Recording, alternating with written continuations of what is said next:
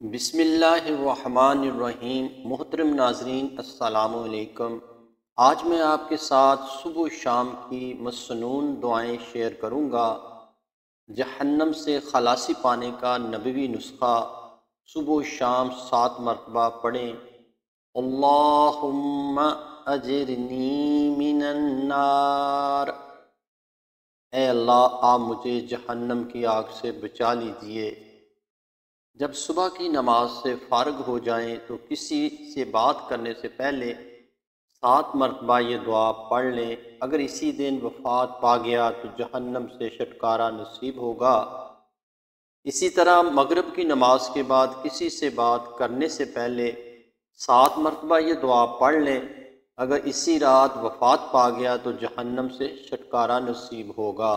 تمام مخلوق کی شر سے حفاظت کی دعا صبح و شام 3 مرتبہ پڑھیں۔ اعوذ بکلمات اللہ التامات من شر ما خلق، میں پناہ لیتا ہوں اللہ کے پورے کلمات کی ہر اس مخلوق کے شر سے جس کو اس نے پیدا کیا ہے۔ ناگہانی مصیبت سے بچاؤ کا نبوی نسخہ صبح و شام 3 مرتبہ پڑھیں۔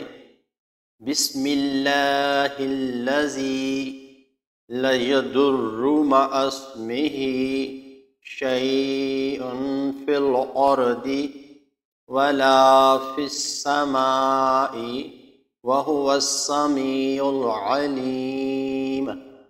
اللہ کے نام کے ساتھ میں نے صبح کی شام کی، جس کے نام کی برکت سے کوئی چیز نقصان نہیں پہنچاتی زمین میں اور نہ آسمان میں، اور وہی خوب سننے والا بڑا جاننے والا ہے۔ جو شخص اس دعا کو 3 مرتبہ پڑھ لے تو کوئی چیز اس کو مضرت یعنی کہ نقصان نہیں پہنچائے گی، اور ابو داؤد کی روایت میں ہے کہ اس کو ناگہانی مصیبت نہیں پہنچے گی۔